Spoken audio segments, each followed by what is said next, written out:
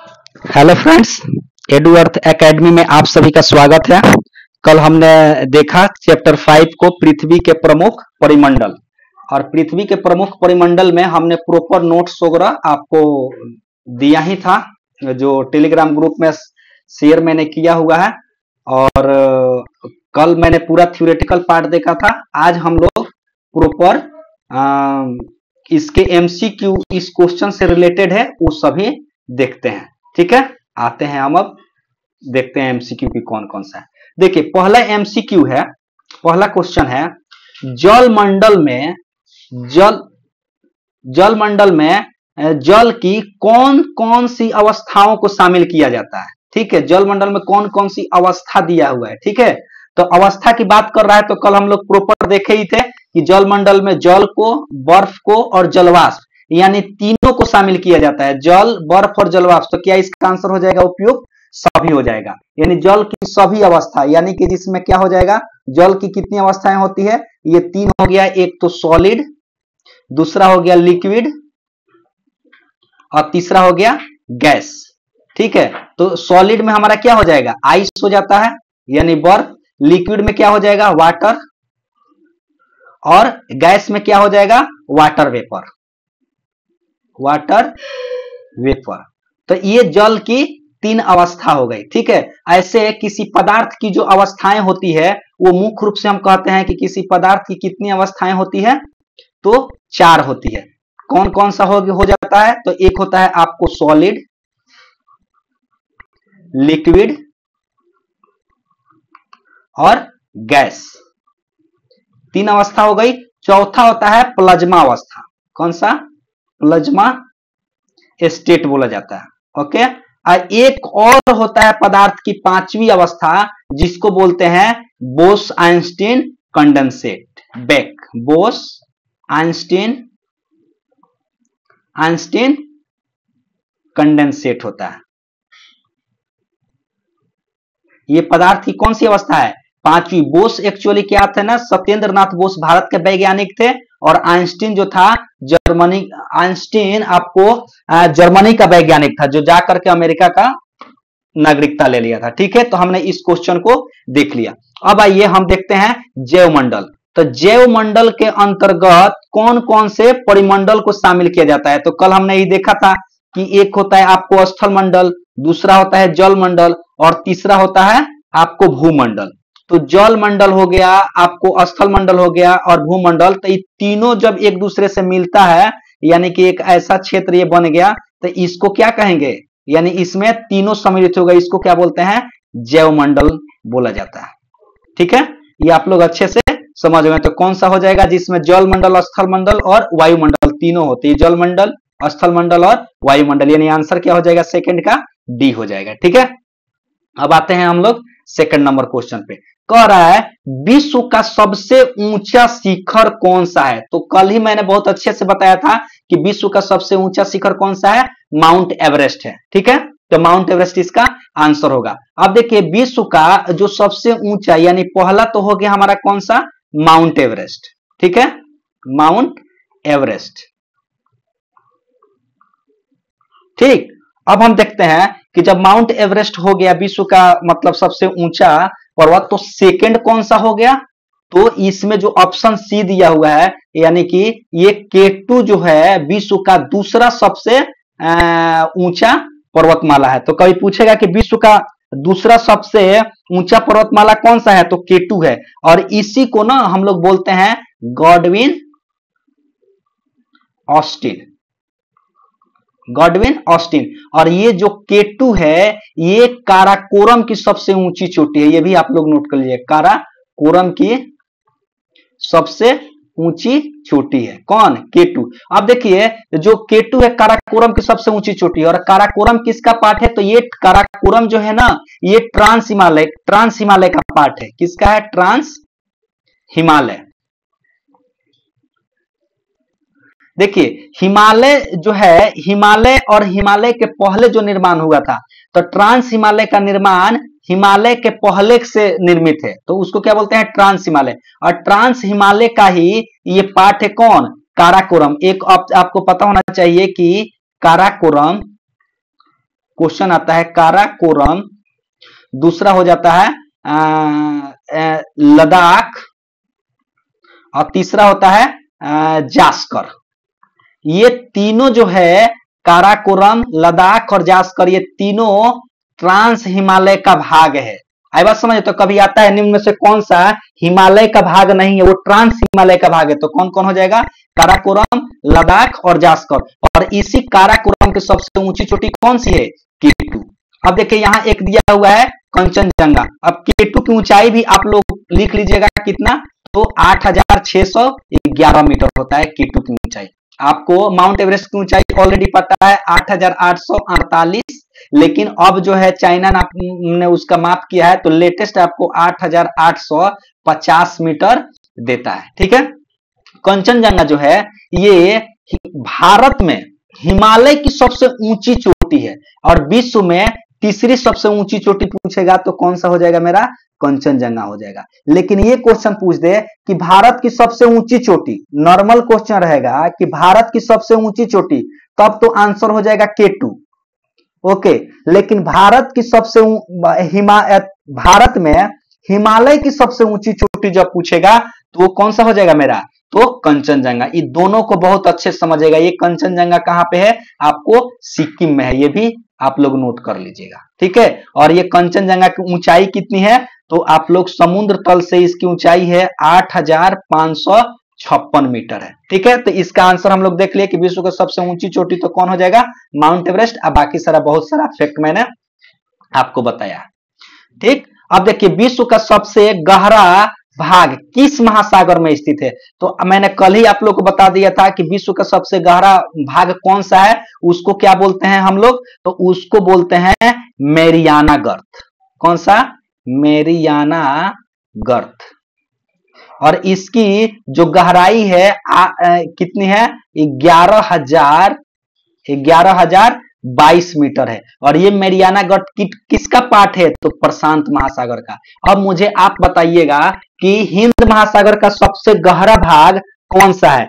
यानी कि सबसे जो मतलब गहरा भाग जिसको गर्त बोला जाता है, तो हिंद महासागर का सबसे गहरा भाग कौन सा है? अटलांटिक महासागर का सबसे गहरा भाग कौन सा है? ये आप लोग कमेंट में आंसर दीजिएगा। ठीक है, तो ये समझ में आएगा सबसे गहरा भाग कौन सा महासागर है? सबसे गहरा महासागर प्रशांत महासागर। आइए अब देखते हैं हम लोग 5वां नंबर क्वेश्चन। कह रहा है पृथ्वी पर महाद्वीपों के आकार के अनुसार आपको क्रम बताना है। ठीक है, तो आकार के अनुसार तो कल ही मैंने बहुत अच्छे से इसको समझाया था कि सबसे बड़ा महाद्वीप कौन सा है? तो एशिया है। ठीक है, सबसे बड़ा महाद्वीप एशिया। सेकंड पे सबसे बड़ा कौन सा हो गया? एशिया। सेकंड पे आ जाता है अफ्रीका। ठीक है, थर्ड पे आ जाता है आपको नॉर्थ अमेरिका, और फोर्थ पे आ जाता है आपको साउथ अमेरिका। क्लियर? और पांचवा पे आ जाता है आपको, पांचवा पे कौन सा महाद्वीप है? अंटार्कटिका। अंटार्कटिका।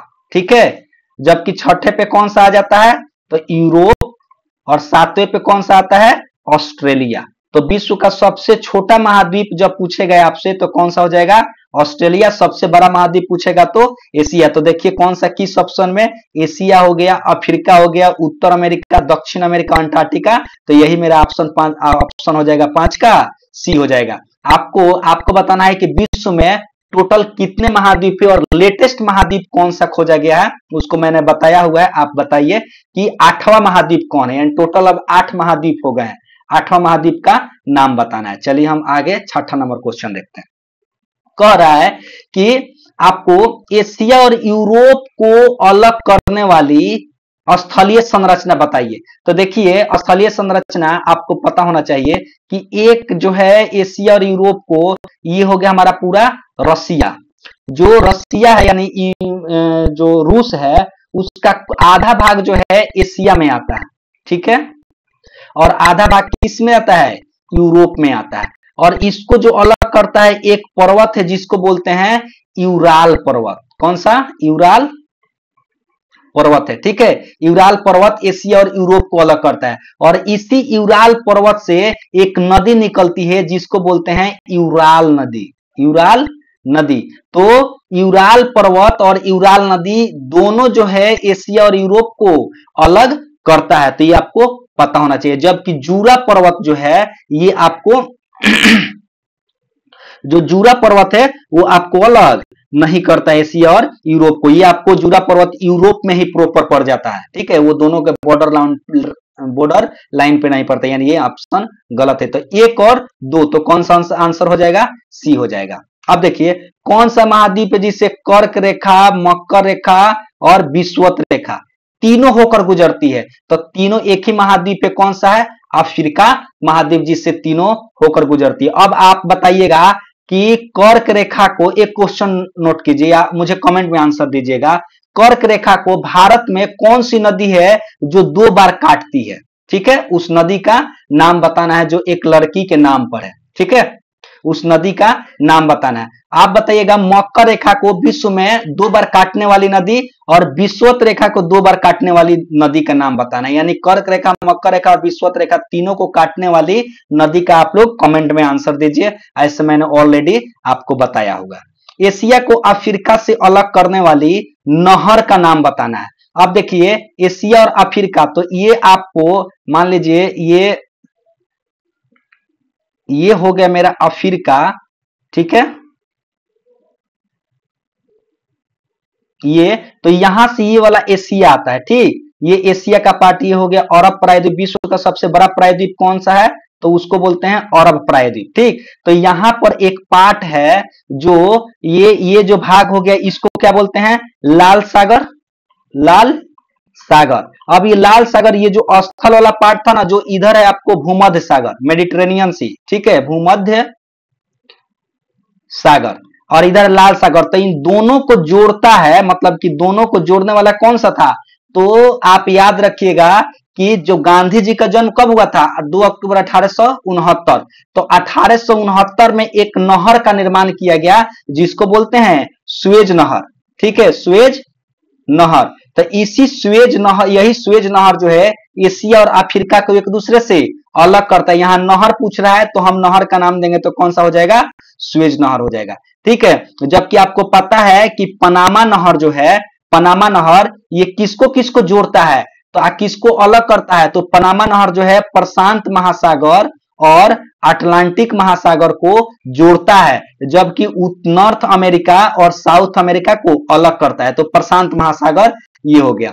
आपको सू नहर और तिल नहर, इन दोनों के बारे में आपको बताना है कि किसको किसको जोड़ता है। कमेंट में इसका आंसर दीजिएगा, ठीक है। हम आते हैं अब 9 नंबर क्वेश्चन पे। देखिए क्वेश्चन है एशिया महाद्वीप, उत्तर अमेरिका और दक्षिण अमेरिका किस देश में मिलते हैं? तो आपको पता होना चाहिए कि ये आपको नॉर्थ अमेरिका, ठीक है, और ये हो गया आपको साउथ अमेरिका। इन दोनों को जो जोड़ता है ना, तो एक स्थल संधि है, और उस स्थल संधि को बोलते हैं पनामा स्थल संधि। तो पनामा स्थल संधि तो एक देश ही है, पनामा देश, ठीक है, और यही आपको दोनों को जोड़ता है, यानी यहीं पे मिलता है। तो क्या हो जाएगा इसका आंसर? पनामा हो जाएगा, ठीक। अब आते हैं हम क्वेश्चन नंबर 10 पे। कह रहा है दक्षिण अमेरिकी महाद्वीप के संदर्भ में आपको बताना है, यानी ये हो गया हमारा दक्षिण अमेरिकी महाद्वीप। तो दक्षिण अमेरिकी महाद्वीप, तो दक्षिण अमेरिकी महाद्वीप के आपको पूरब साइड में आपको पता है कौन सा महासागर है? तो इसको बोलते हैं अटलांटिक महासागर। और इसके पश्चिम साइड में कौन सा महासागर है? तो इसको बोलते हैं प्रशांत महासागर। क्लियर। और इसी दक्षिण अमेरिका के पश्चिमी तट पर एक पर्वत है जिसको बोलते हैं एंडीज पर्वत। ये एंडीज पर्वत एक प्रकार का बलित पर्वत है, ये आपको ध्यान रखिएगा। क्या है? एक प्रकार का बलित पर्वत है। तो विश्व की सबसे लंबी पर्वत श्रृंखला जब आपसे पूछेगा, विश्व की सबसे लंबी पर्वत श्रृंखला, तो आप इसको नोट डाउन कर लीजिए, कौन सा है? एंडीज पर्वत। अब आइए क्वेश्चन पर। इस महाद्वीप के पूर्व में प्रशांत महासागर और पश्चिम में अटलांटिक महासागर। देखिए तो पूर्व में तो अटलांटिक महासागर है, इसका मतलब ये स्टेटमेंट गलत है। विश्व की सबसे लंबी पर्वत श्रृंखला एंडीज और इसके उत्तर में उत्तर और दक्षिण की ओर फैले, तो बिल्कुल सही। मैंने ऑलरेडी आपको बताया था पहले भी और अभी भी बताया। इस महाद्वीप के सबसे बड़ी नदी अमेजन नदी है, तो सही है। इसी महाद्वीप में विश्व की सबसे बड़ी नदी पूछेगा तो कौन सा हो जाएगा? अमेजन ही हो जाएगा। अब विश्व की सबसे लंबी नदी कौन सी हो जाएगी, ये आप लोग कमेंट में हमें आंसर दीजिएगा। और दूसरा कि यूरोप की सबसे लंबी नदी का नाम आप लोग बताइएगा, ठीक है। यूरोप की सबसे लंबी नदी, आपको विश्व की सबसे लंबी नदी, कल मैंने बहुत अच्छे से इसको कैसे उस नदी का निर्माण होता है, कौन कौन सी धाराओं के मिलने से होता है, तो यहाँ पे आप मैंने बताया हुआ था, तो उसे आप कमेंट में आंसर दीजिए। 10 का क्या हो जाएगा, 2 और 3 सही है, पहला गलत है, तो इसका मतलब मेरा बी हो जाएगा, ठीक है। आइए हम क्वेश्चन नंबर 11 देखते हैं। किस महाद्वीप को द्वीपीय महाद्वीप कहा जाता है, द्वीपीय महाद्वीप, तो किस महाद्वीप को द्वीपीय महाद्वीप बोला जाता है, तो कल मैंने इस चीज को भी आपको अच्छे से पढ़ाया हुआ था कि आपको आइलैंड किसको बोला जाता है, पहले ये आप बताइए, ठीक है। तो आइलैंड किसको बोला जाता है, और उसके बाद इस आइलैंड मतलब कि वैसा क्षेत्र जिसके चारों तरफ पानी हो उसको क्या बोलते हैं, द्वीपीय बोला जाता है। और एक क्वेश्चन था, किस महाद्वीप को किस महाद्वीप को प्रायद्वीपों का प्रायद्वीप बोला जाता है, प्रायद्वीपों का प्रायद्वीप बोला जाता है, तो ये आंसर क्या हो जाएगा, यूरोप हो जाएगा, ठीक है। ये बोल रहा है द्वीपीय महाद्वीप, तो सिंपल आप देखिए एक ऑस्ट्रेलिया महाद्वीप है जिसके चारों ओर पानी है, और किस महासागर से घिरा हुआ है, तो आपको प्रशांत महासागर से भी एक साइड है, एक साइड में आपको हिंद महासागर भी है, और ऑस्ट्रेलिया के दक्षिण में बताइए कि कौन सा महासागर है, या आपको मैंने बताया है तो आप बताइए इसको, ठीक है। क्वेश्चन नंबर 12 देखते हैं। अंटार्कटिका महाद्वीप के बारे में आपसे पूछ रहा है, तो आपको पता है कि अंटार्कटिका महाद्वीप तो विश्व का 5वां सबसे बड़ा महाद्वीप कौन सा है, अंटार्कटिका महाद्वीप। अब देखते हैं, दक्षिणी ध्रुव इस महाद्वीप के पूर्वी किनारे पर है, तो ये स्टेटमेंट क्या है, गलत है, क्योंकि दक्षिणी ध्रुव जो है इस महाद्वीप के बीच में स्थित है, कहाँ है, मध्य में है, ठीक। यहाँ किसी प्रकार के अस्थायी मानव निवास नहीं है, देखिए यहाँ मानव अधिवास नहीं है, तो ये तो बिल्कुल सही है। सिर्फ शोध के लिए बहुत सारा मतलब शोध संस्थान बनाया गया है, जैसे भारत का ही कौन सा है, मैत्रेयी है, मैत्री, भारती, ठीक है, ये सब मतलब वहां पे शोध संस्थान बना हुआ है, ठीक। तो उस चीज को आप लोग ध्यान रखिएगा। तो इसका आंसर क्या हो जाएगा, सिर्फ कौन सा सही है, तो सिर्फ कौन सा सही है, 2 है, तो 12 का क्या हो जाएगा 12 का मेरा आंसर हो जाएगा बी, क्लियर। 13 नंबर, आकार के आधार पर महासागरों का सही क्रम, तो आपको पता होना चाहिए कि सबसे बड़ा महाद्वीप कौन सा है, तो सबसे बड़ा महाद्वीप प्रशांत महासागर है, दूसरा में अटलांटिक महासागर है, और तीसरा में कौन सा आ जाएगा, हिंद महासागर। तो विश्व के 3 तो आपको पता है, प्रशांत महासागर, अटलांटिक महासागर, हिंद महासागर, और चौथा पे आपको आ जाएगा दक्षिण महासागर यानी अंटार्कटिका के पास जो है। आप 5वां पर विश्व का सबसे छोटा महासागर कौन सा है, तो आर्कटिक महासागर उत्तर ध्रुव के पास। तो कौन सा ऑप्शन है, 1, 3, 2। पहले देखिए कि 1, 3, 2 किस में है, तो 1, 3, 2, तो पहला तो स्टेटमेंट गलत हो जाएगा, 1, 3, 2 ये भी स्टेटमेंट गलत, 1, 3, 2 इसमें है, 1, 3, 2 इसमें भी है, उसके बाद 4, ठीक, और फिर लास्ट में आर्कटिक हो जाएगा 5, तो यानी हमारा आंसर क्या हो जाएगा, डी हो जाएगा। तो इस चीज को आप बहुत अच्छे से समझ गए होंगे। चलिए हम अब देखते हैं 14 नंबर क्वेश्चन। कह रहा है कि यह महासागर पृथ्वी के 1/3 भाग पर फैला हुआ, बताइए कोई ऐसा महासागर जो उसके 33.33% पर फैला हो, तो वो तो सबसे बड़ा ही होगा। तो विश्व का सबसे बड़ा महासागर आपको पता है कि विश्व का सबसे बड़ा महासागर मैंने बताया था कौन सा है, तो एक ही है, कौन सा, प्रशांत महासागर। तो एक ऑप्शन तो आपको मिलना चाहिए ये। उसका कह रहा है कि क्षेत्रफल में सभी महाद्वीपों के क्षेत्रफल से भी बड़ा है, यह अन्य महासागरों की अपेक्षा अधिक गहरा है। तो विश्व का सबसे गहरा महासागर भी कौन सा है, 11,022 मीटर है, कौन सा, मेरियाना गर्त, और ये किसका भाग है, प्रशांत महासागर का भाग है, ठीक। इस महासागर को एक और एशिया, ऑस्ट्रेलिया और दूसरी ओर उत्तर दक्षिण अमेरिका है, तो बिल्कुल आपको प्रशांत महासागर के बारे में बताया हुआ है। 14 का क्या हो जाएगा, ये आंसर हो जाएगा। बहुत अच्छे से आप लोग समझ गए होंगे। चलिए 15 नंबर क्वेश्चन देखते हैं। कह रहा है कि अटलांटिक महासागर की तट रेखा पोताश्रय और पतन यानी बंदरगाह के लिए निर्माण के लिए आदर्श स्थिति रखती है। तो कल भी मैंने बताया था कि बिल्कुल सही है कि सबसे अच्छा पोताश्रय और ये बंदरगाह वगैरह कहाँ पे है, अटलांटिक महासागर। उसका कारण भी मैंने बताया था, यहाँ कारण दे रहा है कि तट रेखा सीधी और चौड़ी है। तो जिसके पास तट रेखा सीधी और चौड़ी होती है वहां पे पोताश्रय के लिए वो अच्छा कंडीशन नहीं माना जाता है। जिसके पास ना ये दंतुरित आकार का क्या हो, तट हो, तो वो ना मतलब पोताश्रय और पतन के निर्माण के लिए बहुत अच्छा माना जाता है। इसका मतलब कारण इसका गलत है और कथन सही है। तो 15 का क्या हो जाएगा, सी आंसर हो जाएगा। चलिए आंसर अब देखते हैं 16 नंबर क्वेश्चन, ज्यादा नहीं 18 ही क्वेश्चन है। 16 नंबर क्वेश्चन देखिए, कह रहा है कि पृथ्वी के तापमान में वृद्धि को भूमंडलीय तापन कहते हैं। बिल्कुल सही है कि पृथ्वी में जो तापमान है उसी को क्या बोलते हैं, जब तापमान में वृद्धि होगा उसी को क्या बोलते हैं, ग्लोबल वार्मिंग बोलते हैं। क्लियर। यह कार्बन डाइऑक्साइड की अधिक मात्रा में वृद्धि से हो रहा है, यह भी बिल्कुल कारण एकदम व्याख्या भी कर रहा है। हम जितना ज्यादा CO2 का उत्सर्जन करेंगे उतनी ज्यादा ग्लोबल वार्मिंग बढ़ेगी, ग्लोबल वार्मिंग। ठीक है, चलिए तो ये क्या हो जाएगा कि ए और आर दोनों सही और व्याख्या भी कर रहा है। तो आंसर क्या हो जाएगा 16 का, ये हो जाएगा। चलिए 17 नंबर क्वेश्चन देख रहे हैं। 17 नंबर क्वेश्चन क्या है, यहां देखिए मैचिंग करने के लिए आपको बोल रहा है कि हमको इस क्वेश्चन को मैचिंग करना है। कह रहा है प्रशांत महासागर, अटलांटिक, हिंद महासागर, आर्कटिक महासागर, इसकी आकृति को दिया हुआ है। तो सबसे पहले किसी के बारे में पता हो या ना हो, लेकिन हिंद महासागर हम जानते हैं कि एक ऐसी आकृति है, त्रिभुजाकार आकृति में है, और अटलांटिक महासागर एस आकार की आकृति में। ये तो दो ऑलरेडी पता है।